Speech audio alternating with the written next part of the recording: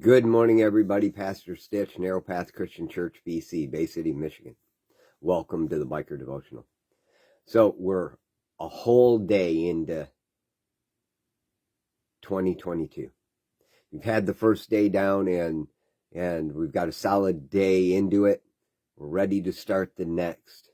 And maybe you're ready to hear something really important. Friday night, we as a church gathered up and watched Rhonda and my wife, and I, our favorite movie.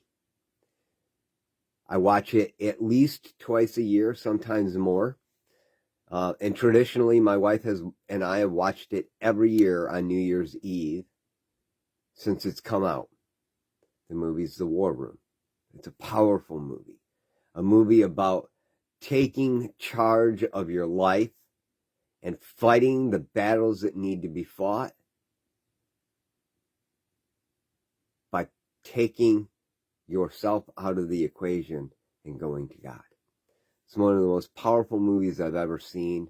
It changes the way you think all the time.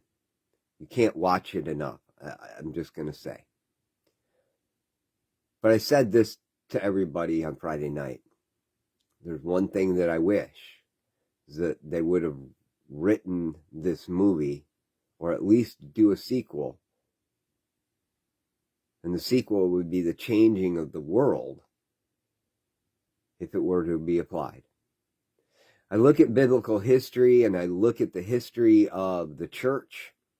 And I look at the history of revivals.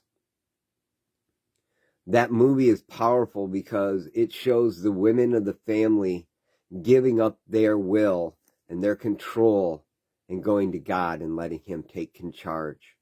Letting Him get a hold of the men and turning them into men. And it's important. But here's what I want to say. Ladies, you have to do that. We as men will never get there. It's unfortunate that we've let it decline to the point where we don't get there. You see, the truth of the matter is, historically, the man should have been the one on his knees doing all that and carrying all that and making all that happen, because that's our role. Now, I know that sounds sexist or whatever you want to say, but you still can't get over it in your head. As much as you press in on it, you still, if you're a lady, know that you want a man who will care for you. And guys, you can't get over it. No matter what you say, you want to take care of a woman.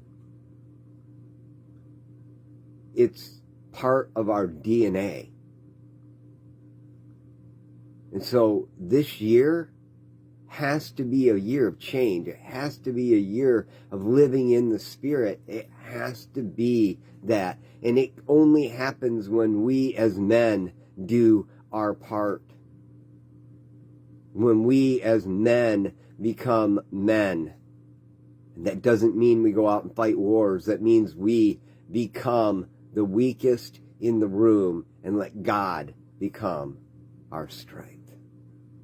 And when we do that, revival will come. I've studied some of the revivals in past history. And often it starts with one man who says, we're going to start praying. And then a bunch of women show up and they start praying. And then their husbands show up. And when the husbands show up and start praying, things start to change. We have to do that.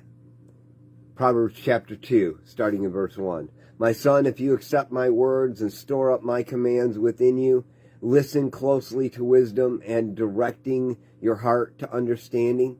Furthermore, if you call out to insight and lift your voice to understanding, if you seek it like silver and search for it like hidden treasure, then you will understand the fear of the Lord and discover the knowledge of God. For the Lord gives wisdom. From His mouth comes knowledge and understanding. Men, it's time to stand up. Ladies, don't give up on us. It can be a year of revival. It can be a year of living in the Spirit, but it starts with us. Ladies, you need to pray for your men.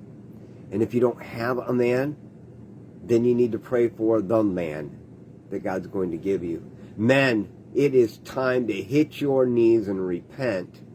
I need to do it too. And ask God to cause you to seek Him first, to put Him as a priority. That means if the wife's sick on Sunday morning, you don't stay home and take care of her. The best thing you can do is get to church and serve.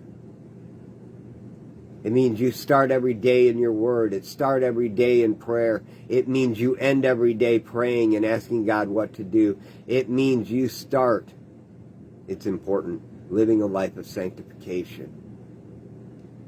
And one of the best ways I know to do that is to make a Celebrate Recovery meeting and make that a priority in your life.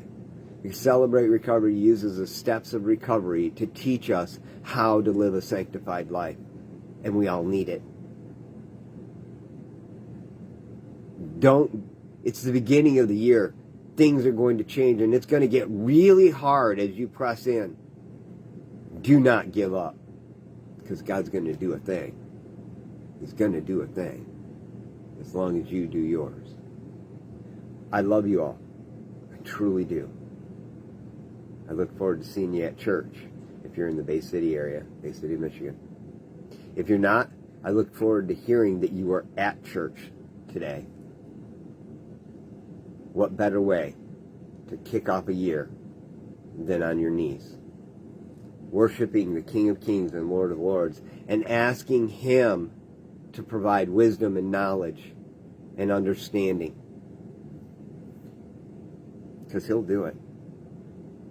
Don't forget, I've challenged you to read the chapter of Proverbs that the date corresponds to every day this month.